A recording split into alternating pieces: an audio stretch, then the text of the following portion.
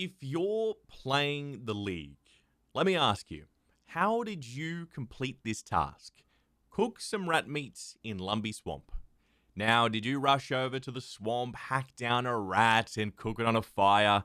Or were you like me, committed to the zero combat, and ventured to Haven's Hive, ran past giants that dome ya to buy rat meat from this bloke, to then go all the way back to Lumbridge Swamp, cook the meat, and get the task complete?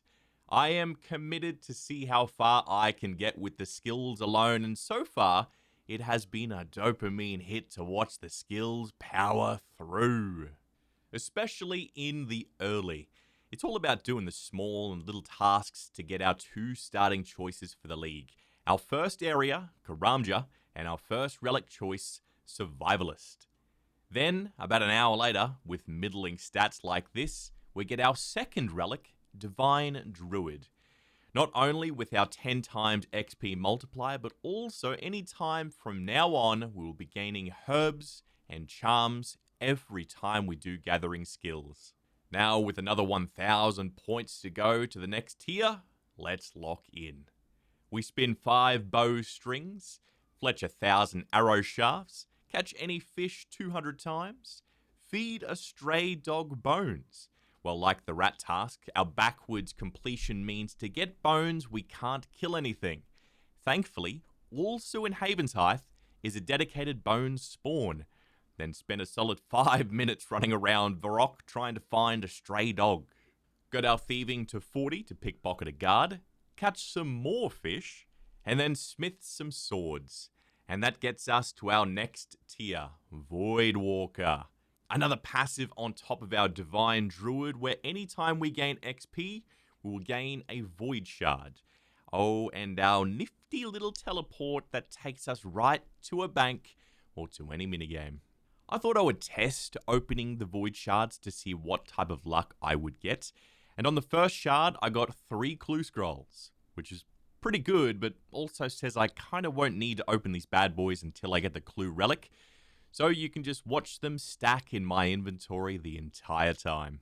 Oh, and because I'm all about the drip, did you know you can look at Diango's outfits right from the bank?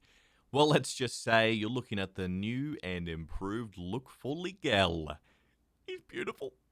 Well, back to the grind. Cutting maples and burning them at the same time. Oh, and whilst I was here, I discovered if you took Survivalist like I did, you become that guy that nobody wants when skilling. If you took Endless, you can just stand around a tree and endlessly cut. But if you took Survivalist, you can make the tree fell, which ruins the efficiency of all the blokes who are standing around with endless harvests. It's happened twice where I'm sitting on a tree and a person leaves the one I'm on. We cook more fish. We mine some rune whilst the undead population gets angry I'm stealing their resource. Fletch arrow shafts with maple logs that gets us a solid 80 points. Head on down to the divination hotspots and grind this out all the way to 50 to harvest 100 wisps and stay a little longer to do the 1,000 wisps. With Divine Druid, a nifty little thing from divination, every now and again we'll gain a porter. These are devices that send the resources you've gathered directly to the bank. Well, with Survivalist, we gather double every resource, yet the porter will send both resources to the bank, but only count for one from being used. I'm getting the send to bank skill from Endless and double resource from Survivalist. I'm essentially double dipping.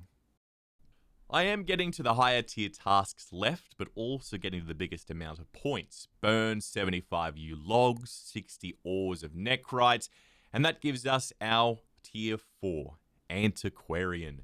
Low key, I don't exactly know what's changed, but the moment I took this relic, from now on, every time we do gathering skills, we gain a small amount of Herblore XP.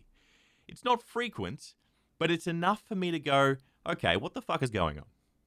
When I unlocked Antiquarian, I thought I would cash in on the 140 Void Shards stacked up. If Dragon Equipment is one of the possible rewards, then a Dragonmatic would help with archaeology. Here's all the loot from opening them. That's our armor pretty much sorted from when we need it, but unfortunately, no Matic. It did make me go from broke bitch to 300k, enough to just buy a rune one easy, so no issue. We just start stacking the void shards all over again. Antiquarian also unlocks us our huge as heck relics that you can't get right away. They require chronodes. Thankfully, turning in just one relic gives you something like 4k nodes. So turning in one relic gets you the two best upgrades. Fish produced are cooked when caught, and logs are burnt when cut. Now we are getting double the logs from Survivalist, both are being burnt right away, and a Herblore tick every now and again for some reason, and void shards, herbs, and charms. The efficiency is amazing.